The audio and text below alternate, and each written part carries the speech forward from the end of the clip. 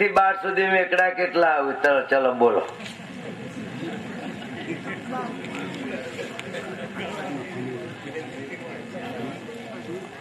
કેટલા આવી એકડા 1 થી 12 સુધીમાં? શુક્રવારી ક્યાંક કાદેવ કેવા કેવા જવાબો મળ્યું. હે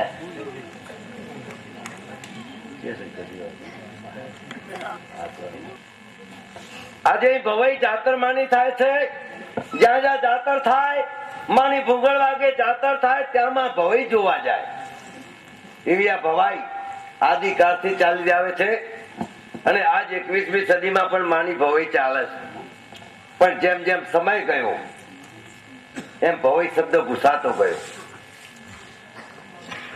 અસાઈ ઠાકરને માં બહુચરાજીએ ચૂડી ચુંદડીને ભૂંગર માં ભગવતીએ આપ્યું અને કહ્યું, લે નાયક, મારા નામની ચુંદડી ઓઢી, મારા નામની ચૂડી પહેરી, મારી આ ભૂંગર ગામો ગામ વગાડજે, ગામો ગામ મારા નામની જાતર કરજે. ગમે તેવો રોગચાળો ચાલતો હશે પણ એની મુઠ્ઠીની માફક બંધ કરવાની જવાબદારી અમારી શક્તિઓની છે. અસાઈ ઠાકરે કહ્યું, માં,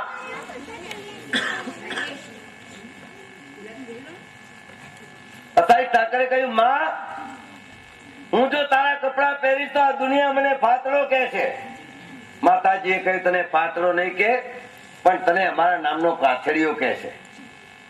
આગળ લોકો માનતાઓ રાખશે, ઘૂઘરા છોડાવવાની, ભવાઈઓ કરાવવાની, જાતર ચડાવવાની માનતાઓ રાખશે અને એમ આજીવિકા ચાલી જશે.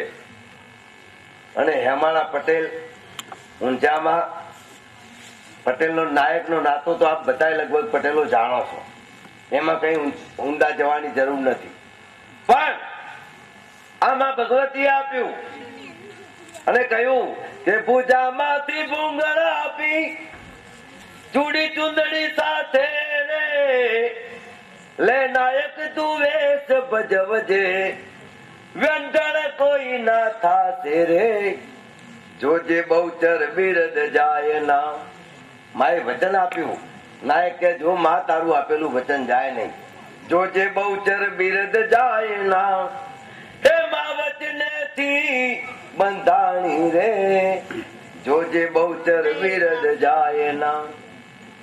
આ નાયકો તારી ભવાઈ કરે તેથી સંકટ સર્વે જાતા રે, બારણે આપે બાળક માં તું, અમે હરખે આલેડા ગાતા રે, જોજે બહુચર બિરદ જાય ના. એમ માતાજીની ભવાઈ આજ 21મી સદીમાં પણ ચાલે છે. પણ જેમ જેમ સમય ગયો એમ ભવાઈ શબ્દ ભૂસાતો ગયો. બાળકો વાતો નહીં કરવાની.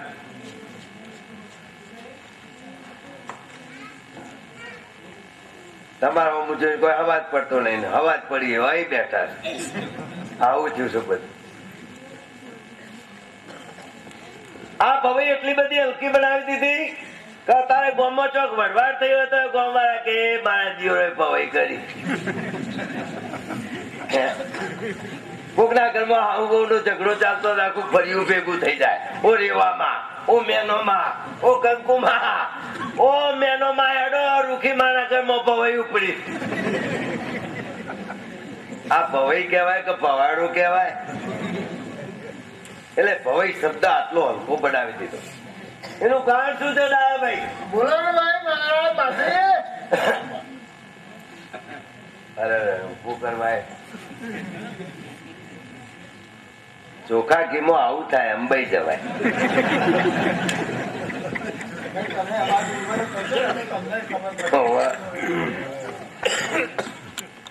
આ ભવાઈ કેમ આવી થઈ? આ થઈ નસીબ જોગા નહીં. અત્યારે દરેક ના ઘરમાં બબે નવી માતાઓ પહેરી ગઈ. હા, કઈ માતા ખબર નહીં? ખબર હોત તો આટલો બધું લોબા શું થતો? ખબર નહીં કઈ માતાઓ? હા, એક સિનેમા બીજો ટીવી માં. હા, આ ટીવી માં બેઠો ને આપણા સંસ્કારો બગડવા માંડ્યા. સાચી વાત. પહેલાના જમાનામાં નાના દીકરા દીકરી હોય, દાદા દાદી પાસે વાર્તા કેવડાવતા. આ બે જમાનાનો તફાવત કેવો છે? દાદા દાદી વાર્તા કહેતા બાળકોનો. એ વાર્તામાં સુરવીર નો રસ આવતો, વીર રસ આવે. પ્રેમ રસ આવે, શૃંગાર રસ આવે, હાસ્ય રસ આવે, અને એ વાતો એ બાળક એના જીવનમાં ઉતારી લેતું હતું ને એ સંસ્કારી બાળક બનતું હતું. હવે આ જમાનો જતો રહ્યો, દરેક ના ઘરમાં ટીવી પહેરી ગયો. પહેલા તો ભવાઈ થાય એટલે જે જોવા બેઠા હોય બોન દીકરી, બાપ દીકરી, માં દીકરો બધા સાથે બેસીને ભવાઈ જોતા હતા. હા, અને અત્યારે ટીવી માં જો ટીવી ચાલુ કરી એટલે બાપ હોય બહાર જતો રહે, ભાઈ હોય તો ઉઠી બહાર એ બાને. અને સંજોગ ના હોય તો આડું જોવું પડે, બીજું કશું નહીં. આ પોઝિશન નહીં ઊભી. એટલે મારી વાત સાંભળો, આ ટીવી આવ્યું, દરેક ના ઘરમાં ટીવી, મોટા બંગલામાં ટીવી, નાના સાપરામાં ટીવી. જમાનો સુધરી કોક ના ઘરમાં થોડુંક આવતું, કોક ના ઘરમાં લાલ બમ ગયો, હા, પણ ટીવી દરેક ના ઘરમાં આવ્યો. જમાનો સુધર્યો. હે, છોકરું રાતે 3 વાગ્યા સુધી ટીવી જુઓ, મા બાપ ને ઊંઘવા ના દે. તમે પેલો બિચારો અજવાળે ઊંઘ ના આવતી હોય, પેલો દિવસ 15 દાડાથી પાછળ પડ્યો હોય. તમે એમ કહો ને કે ભાઈ આજે ભવાઈ જાઓ ચોકની બધા જોવા માટે બધા જ જાઓ. આ બંધ ના કર ધરતી બધા આ બધા શું નાટક ચાલુ કરે છે. અમારે તો અત્યારે જમાનો સુધરી ગયો, તમે સુધરી જાઓ. ટીવી આવી ગયો. અલ્યા ટીવી માં તો બગાડ થવા બેઠ્યો, લઈ લઈને ઉભા મૂકી ના આવા પડ્યો. અને ભવાઈ માં તો કોણ દીકરી, મા દીકરી હોમાં બેસી જોવે, સંસ્કાર મળે ભાઈ પણ બગાડ નતું. આ ટીવી આવ્યો, એક છોકરાને મેં પૂછ્યું, લે ટીવી 3 વાગ્યા સુધી ટીવી જુઓ છો તો હું તો ટીવી શું કાઢ્યું છે?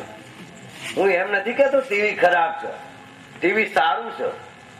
અમુક સિરિયલો સારી આવે, પણ એવી વાહિયાત સિરિયલો આવે કે એ સિરિયલ મા દીકરી કે બાપ દીકરો સાથે બેન ના જોઈ શકે.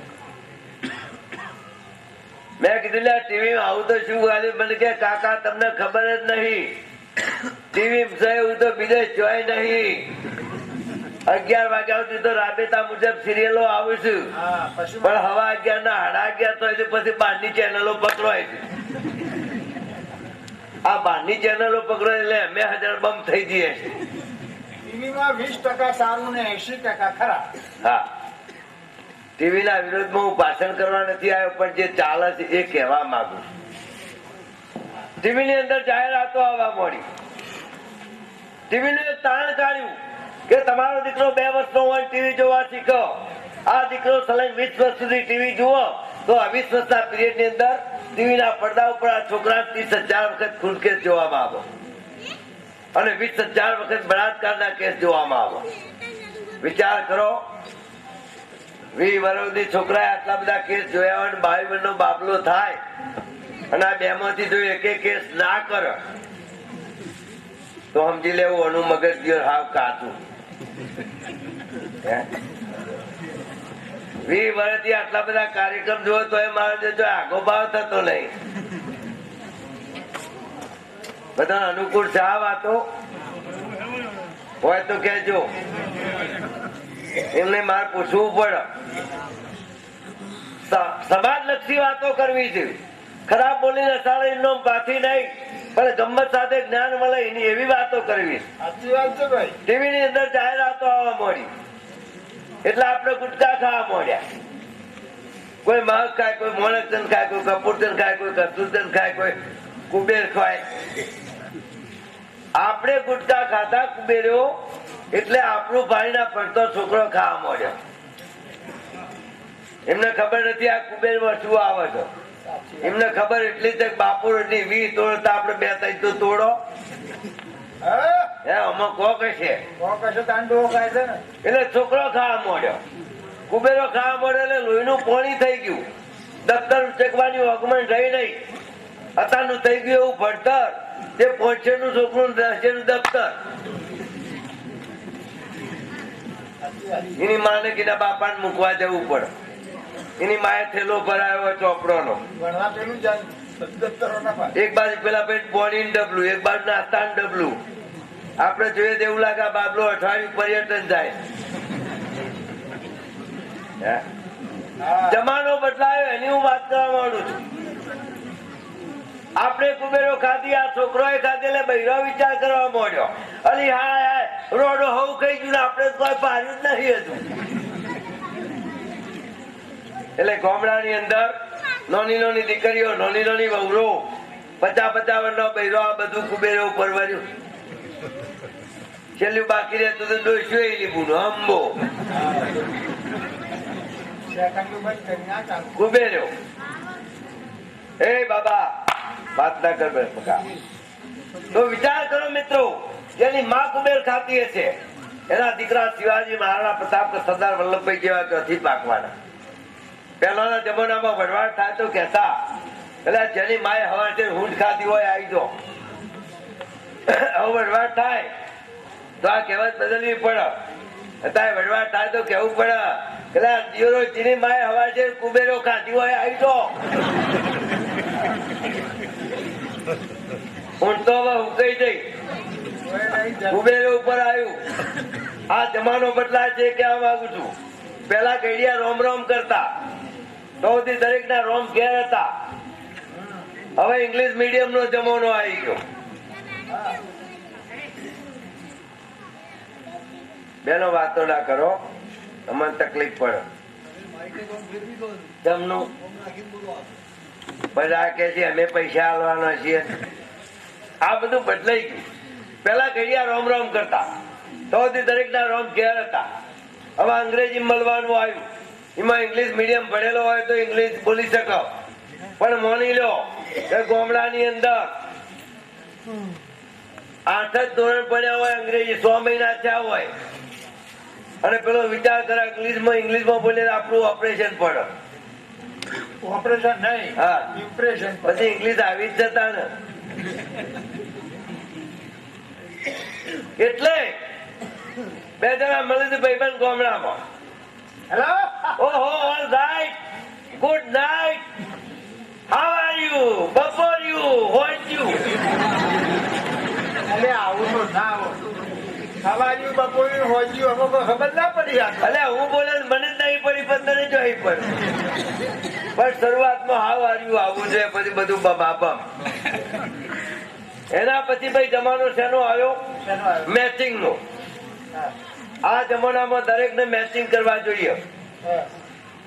પુરુષોએ મેચિંગ કર્યું, બહેનોએ મેચિંગ કર્યું. એમાં આદમીઓ કરતા બૈરોને વધારે મેચિંગ. એમને તો જેવા રંગનો સાલ્લો, એવા રંગનો ચણિયો, એવા રંગનો બ્લાઉઝ, એવા રંગની બંગડી, એવા રંગનો ચોલ્લો, આ બધું મેચિંગ. ખાલી મોથાના વાર જ કાળા. એ ડબ્બીઓ ને હરી છે.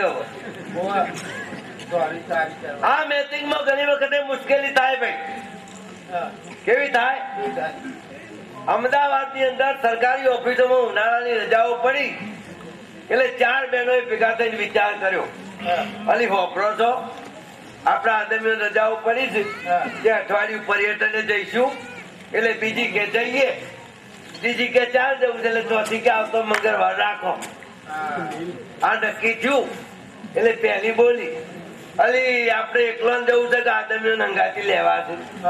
એટલે બીજી કે ના રોડો, આદમીઓને લેશો નહીં. એ તો મુઆ તોય હક નહીં પડવા દી. ટોપો બતાય કરતી માટે ધોરા ઘેર સો પડી ગયા. એટલે ત્રીજી કે અલી આદમીઓ હંગાથી લઈ લ્યો. આદમી હંગાથી હોય તો બધાને તો ટિકિટ તો કપાવો કે લઈ લો. આ નક્કી થયું એટલે એક બેન બોલી, આદમીઓને લેવા હોય તો લ્યો, પર્યટને જવું હોય તો જો, પણ મેચિંગ કર્યા વગર જવા છે નહીં. બીજી કે પણ એલી મેચિંગ કરવું છે એમનું.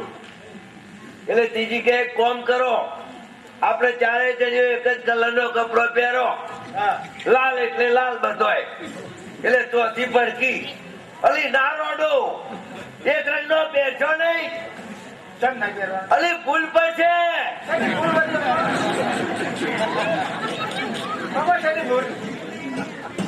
મોટર માંથી ઉતરી હેઠી વખત કનોકરી હેઠ છે માટે જુદો જુદો મેચિંગ કરો તો આપણા આદમીઓને ખબર પડે કે આ ડોમેચો આપણો.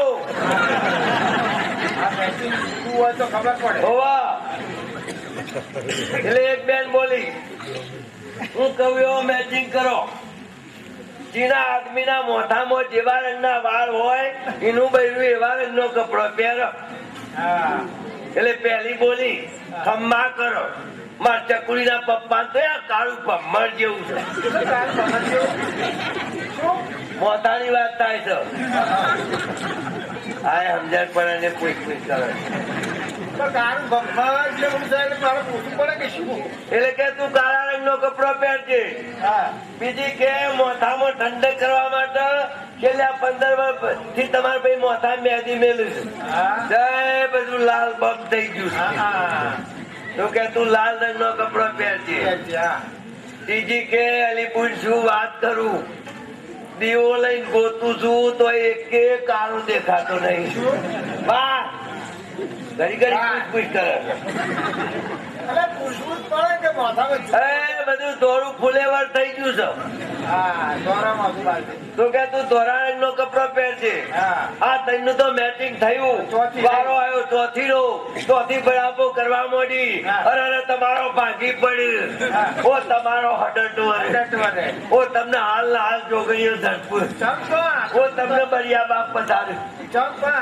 અલી મારો તો અવતાર જ બન્યો. અલી પેલી કાળા રંગનો કપડો પસંદ કર્યો, હા. પેલી લાલ રંગનો પસંદ કર્યો, હા. પેલી ધોળા રંગનો પસંદ કર્યો. હા. મારું તો જીવું જ ભર્યું. અલી શું વાત કરું. શું સાંભળવું છે? અલી બોન હા. પુરિયાના પૈના મોતામ કર્યું સજ નહીં. બોલું તર્યા અચ્છા હા આ ચમનું મેચિંગ કરો અને મેચિંગ કરે તો બહાર ને હરાય. એટલે મેચિંગ માં આવા લોચા પડી ભાઈ. હે બીજું 2-5 વર્ષથી એક નવી વસ્તુ નીકળી છે. અનુકૂળ છે ને બધો. 2-5 વર્ષથી એક નવી વસ્તુ નીકળી છે. શું? અત્યારે તમે જોજો સમાજમાં તમે જુઓ, હા એમાં સિટી એરિયામાં જુઓ, હા નવરાત્રી હોય એ બેબી એ બાબલા આખું છે હવરું બે આજે આપણે પ્રસાદ નહીં મળે કે કશો વાંધો બે વાગે નવરાત્રી હોય કે લગ્નગાળો હોય, હા અત્યારે બહેનો બૈરા ઉપર ટેટો ચિતરાવા માંડ્યો. હા ટેટુ ટેટુ. આ વસ્તુ પેલા જૂની છે. હા પેલા ત્રોફાવાનું આવતું હતું. કુંદડો. આ પણ ગઈડ્યો જે બહેનો હતો એ ગરબામાં જાય મેળામાં જાય ત્યારે આવા લોકો બેસતા. પણ એ વખતે બધી ધાર્મિક વસ્તુ લખાતી હતી. હા જય શ્રી કૃષ્ણ, જય માતાજી, જય સીતારામ, આવું બધું લખાતું. રાધા કૃષ્ણ. રાધા કૃષ્ણ, જય સ્વામિનારાયણ, આવું બધું લખાતું. હવે આ બધું ફરી ગયું અને નવી ડિઝાઇન કાઢી હા ટેટુ ચિત્રાવાનું. નોરતામાં તો એના ભાવ બોલો છે અમદાવાદમાં ના હોય. 2000 રૂપિયાથી મોડીને 20,000 સુધીનું ટેટુ દોરાય. અરે રામ. મને એમ થાય કે આ ભાઈ 20,000 નું ટેટુ ચિત્રાવે છે અને 20,000 નું હોનું લે તો 1 તોલો આવે હા અને અડધી રાતે ચોક મૂકવા જાય તો 18,000 એ આપે. હા અને આ 20,000 નું ટેટુ લઈને આખા ગુજરાતમાં ફરે ને તો 1800 કોઈ ના હાલે. અને કદાચ આપે તો એના સુધી આપે. આપણે એ તો આજ પકડાવાળા મળી જાય. પણ મારી વાત સાંભળો, આ ટેટુ ચિત્રાવ એટલે 4 ભાગનો બૈરો તો એને ખુલ્લો જ રાખવો પડે. તાર લોકોને ખબર પડે ક્યાં ગામની એસટી જાય છે. હા